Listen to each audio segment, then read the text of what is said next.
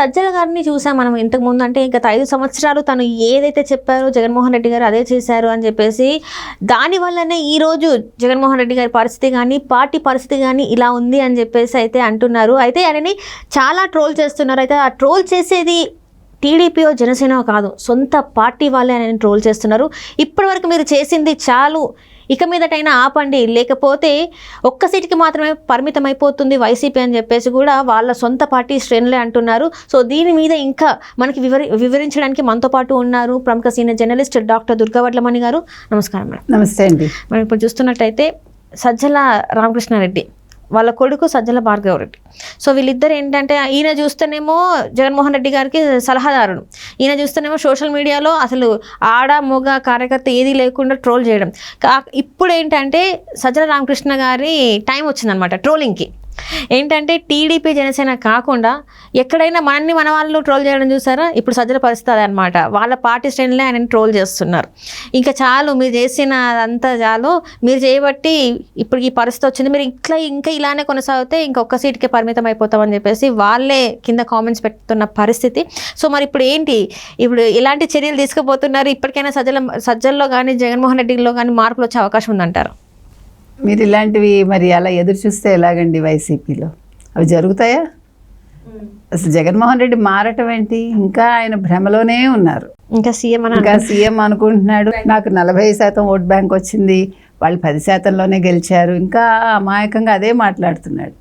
ఇంకా నేను సంక్షేమాలు ఇచ్చాను, నేను అవ్వాతాతలకు చేశాను. ఏమైపోయారు నా మైనారిటీలు, నా బీసీలు, నా ఎస్సీలు, నా వితంతు అక్క చెల్లెళ్ళు, ఏంటంటూ చెప్తున్నాడు కదా.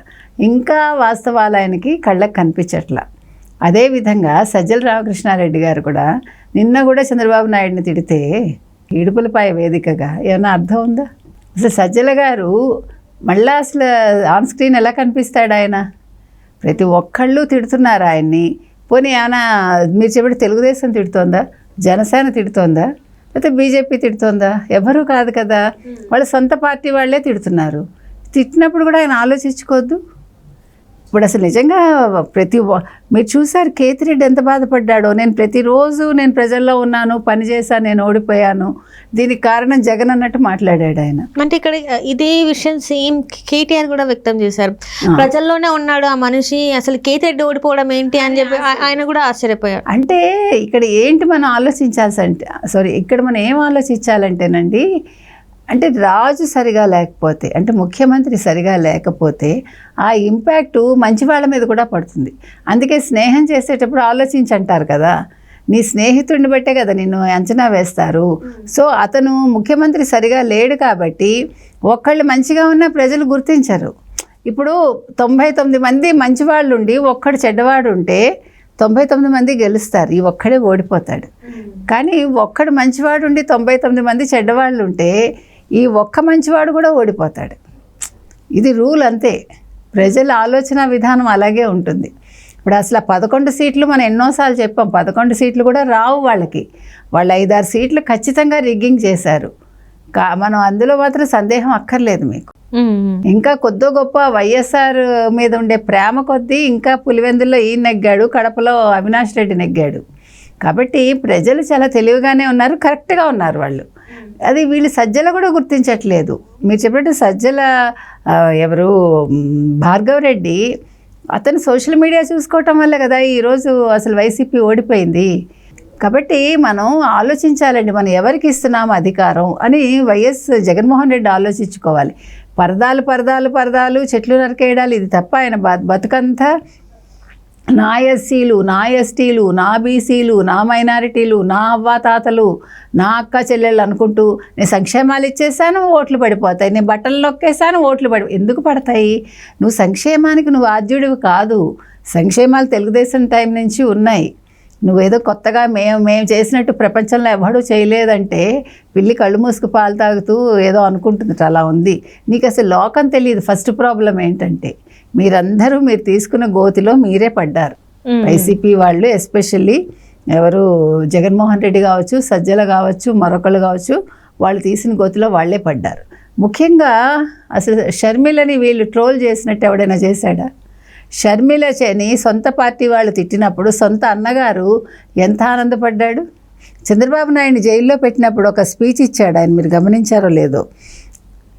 చంద్రబాబు నాయుడు అరెస్ట్కి నాకు ఏ రకంగానూ సంబంధం లేదు, నేను లండన్లో ఉన్నప్పుడు జరిగింది అంటూ నవ్వాడమ్మా. అంత ఆనందంగా నవ్వాడు. అది ఎంత అంటే ఒక శాడిజం అన్నమాట. అదే శాడిజం చెల్లెల విషయంలో చూపించాడు. అందుకని అనుభవిస్తున్నాడు ఈరోజు. షర్మిల నీకు నచ్చకపోవచ్చు, ఎందుకంటే ఇప్పుడు మనం చెప్పుకున్నాం నిన్న కూడా, ఆయనకి తండ్రి పేరెత్తితే భరించలేడు, తండ్రిని ఒక్క మాట మెచ్చుకోలేడు. అసలు వైఎస్ రాజశేఖర్ రెడ్డి అంటేనే ఆయనకు ఒళ్ళంతా కంపరం వచ్చేస్తుంది. ఆయన రక్తము, ఆయన పేరు వల్లనే కదా ఈరోజు ఇంత పదవి. జగన్మోహన్ రెడ్డి జగన్ ఇచ్చాడు, జగన్ ఇస్తున్నాడు అన్ని పథకాలు. జగన్ ఏదో సొంత డబ్బులు పెట్టాడు, ఈయన సంపాదించి, ఈయన వ్యాపారాలు చేసి కష్టపడి సంపాదించి ఇస్తున్నాడు ఈయన. అందుకని అసలు వైఎస్ రాజశేఖర రెడ్డి ఫోటో ఎక్కడైనా పెడతాడా? సాక్షిలో ఫోటో తీసేశారు, మీకు తెలుసు కదా. ఎవరికి నష్టం? ఎవరికీ లేదు. తనే నష్టపోయాడు దానివల్ల. అంటే ఇప్పుడు మనకి సొంత బుద్ధి అయినా ఉండాలి, చెప్పేవాడైనా ఉండాలి. ఇక్కడ రెండూ లేవు. అహంకారం తప్ప మనిషికి ఏదో దిగొచ్చాను అనుకుంటాడు. సజ్జలు కూడా అలాగే, వాళ్ళు కరెక్ట్గా రాశారు చూసారా మీరు. మామూలుగా ఒంటి చేత్తో నడిపాడు అంటారు, అంటే మాట్లాడేటప్పుడు గొప్పగా చెప్తారు. ఒక్క చేత్తో మొత్తం చేసేసాడబ్బా అంటాం కదా, అంటే అదొక మెచ్చుకోలు. ఇక్కడ ఏం మాట్లాడారు వాళ్ళు, వాళ్ళ అధికార ట్విట్టర్లో హ్యాండిల్లో ఏం మాట్లాడారు, ఒంటి చేత్తో నువ్వు ఓడించావు అన్నారు. అంటే ఎంత ఆయన సిగ్గుపడాలి. అసలు నువ్వెవడు మాట్లాడటానికి, నువ్వు ఎందుకు వచ్చావు బయటకని అడుగుతున్నారు. నువ్వు అసలు పార్టీలో ఉండద్దు. వైసీపీ శ్రేణులు వాళ్ళు, వైసీపీ కార్యకర్తలు వాళ్ళు ఎవరో కాదు. వీళ్ళెవరైనా కార్యకర్తలను పట్టించుకున్నారా? వీళ్ళెవరైనా ప్రజల్లోకి వెళ్ళారా? పరదాలు కట్టుకుని తిరిగాడు 5 ఏళ్ల తర్వాత ఎలక్షన్స్ ముందు. కనీసం పులివెందులకు కూడా వెళ్ళలేదు.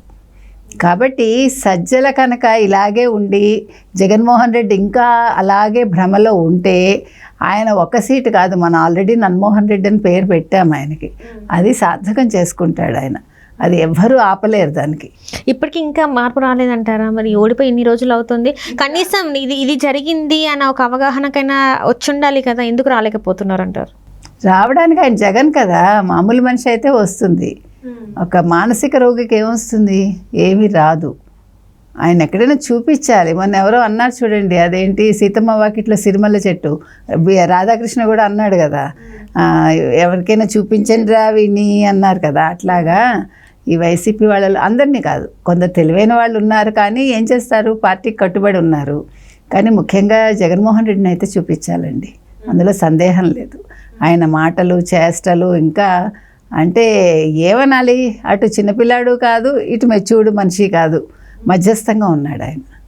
సో సజ్జల రామకృష్ణారెడ్డి వల్ల ఇప్పటివరకు అయితే జరిగిన నష్టం చాలు, ఇప్పటికైనా మీరు పక్కకి జరిగితే అట్లీస్ట్ ఇంకో కొంత మంచి అయినా జరుగుద్దని చెప్తున్న వాళ్ళకి వాళ్ళ మాట వినే పరిస్థితులు ఉన్నాయంటారా మరి సజ్జల గారు? మీకు ఎలక్షన్స్ ముందు జరుగు జగన్ అన్నారు కదా, ఇప్పుడు జరుగు సజ్జల అంటున్నారు. ఆయన జరగను అంటూ ఆయనేమో వస్తున్నాడు. కాబట్టి ఇంకా వాళ్ళ పార్టీ కర్మ అంతే. Right, thank you so much.